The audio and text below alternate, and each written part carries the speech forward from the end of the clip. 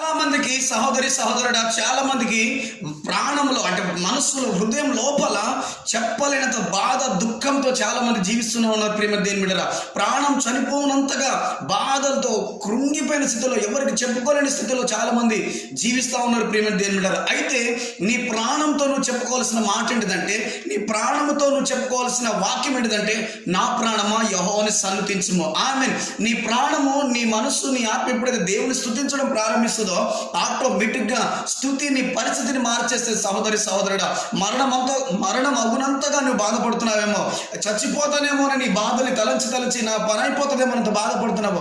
ఒకటే చెప్పేమని దేవుడా, దుఃఖకరమైన స్థితిలో, బాధకరమైన స్థితిలో నువ్వు దేవుణ్ణి స్మరించడం జ్ఞాపకం చేసుకో.